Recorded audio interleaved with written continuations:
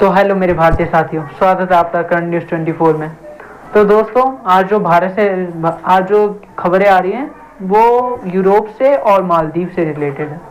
तो दोस्तों चलिए पहली यूरोप की खबर से स्टार्ट करते हैं। आपको पता होगा कि कुछ सालों पहले ये जब लॉकडाउन स्टार्ट हुआ था भारत में, उस टाइम किसान आंदोलन चल रहा था, क्योंकि भारत सरकार कोई रूल लाने वाली ही किसानों के लिए, जो किसानों के फायदे का ही था। बट उस टाइम यूरोप के कई देशों ने इस आंदोलन को सपोर्ट किया और यूरोप के कई नेताओं ने इस आंदोलन के लिए भारत को, और यूरोप के कई न्यूज़पेपर्स ने भारत को क्रिटिसाइज किया।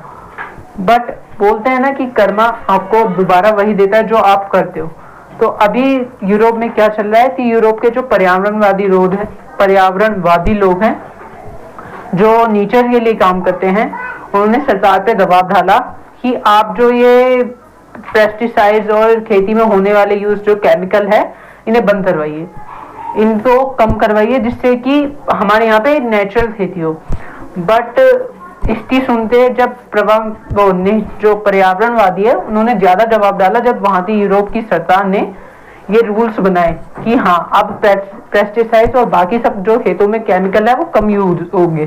तो इसके बाद किसानों ने क्या किया, उनके किसानों ने वहां पे आंदोलन करना स्टार्ट कर दिया। पेस्टिसाइड्स और बाकी सब केमिकल खेतों जो किसानी में यूज होते हैं वो किसानों को फायदा देते हैं, जिससे किसानों की खेती भरपूर मात्रा में होती है और जिससे वो ज्यादा से ज्यादा कमाई कर सकते हैं।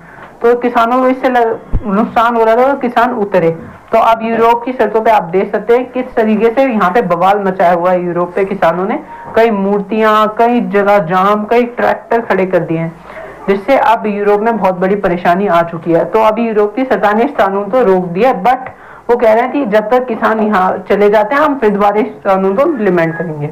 तो चलिए दोस्तों दूसरी खबर से स्टार्ट करते हैं।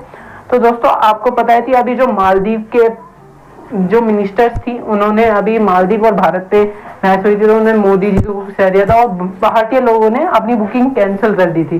तो इसके बाद अब ये पता चला कि जो मालदीव है उसकी जो इकोनॉमी है और जो उसके प्रधानमंत्री, उन्होंने अभी एक स्पीच दिया है कि मालदीव अब बहुत ज्यादा डेप्ट में जा चुका है। मतलब मालदीव की इकोनॉमी है 5.94 बिलियन और मालदीव के पास अभी जो डेप्ट है, जो उसे IMF की रिपोर्ट के अनुसार चुकाना है 1.3 बिलियन, वो भी 2026 तक।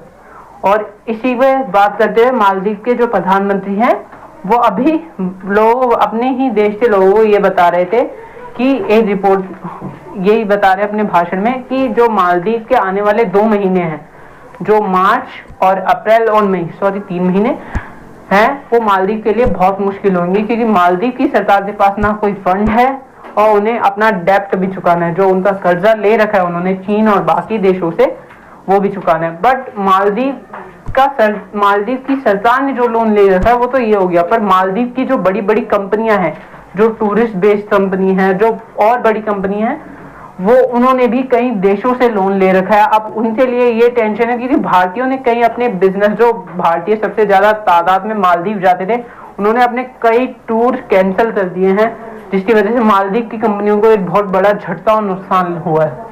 जिसके बाद अब मालदीव की सरकार पर एक तरीके प्रेशर डाल रही है कि अब वो भारत से कुछ कहें, पर मालदीव की सरकार मानने को राजी नहीं है।